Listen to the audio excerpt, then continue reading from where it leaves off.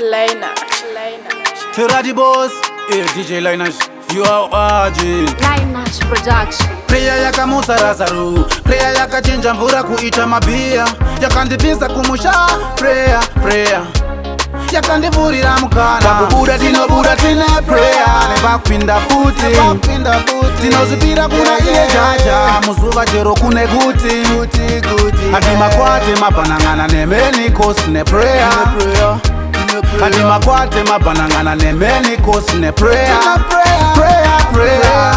Prayer inokunda zvidoma, inokunda Jargon, inokundisa inopasa Jordan, zvapresa yelobova roko anotambanudza opa. Prayer inokusiya wave popular fanika boka, fly higher fiya umbodona, inokubvisa bageto bata patana, takubuda tinobuda tine prayer, nebakupinda futi, tinozipira kuna iye jaja, muzuva chero kune guti, hadi makwate mabanangana nemeni kosi ne prayer, hadi makwate mabanangana nemeni kosi ne prayer.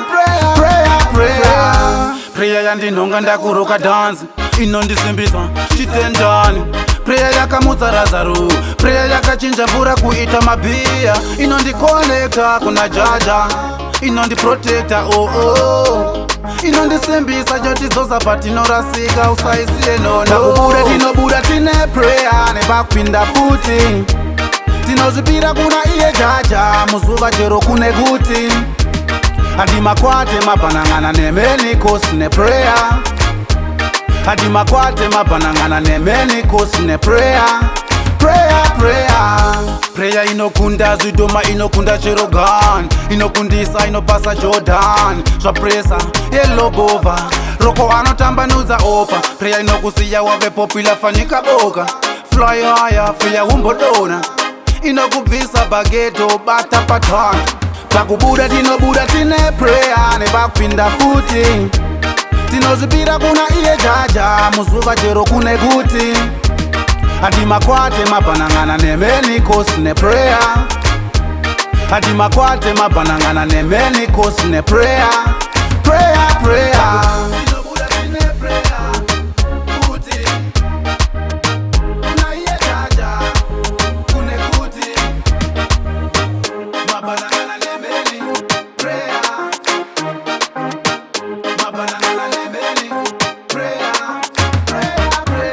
Tinabuda tine prayer, nebakupinda futi, yeah.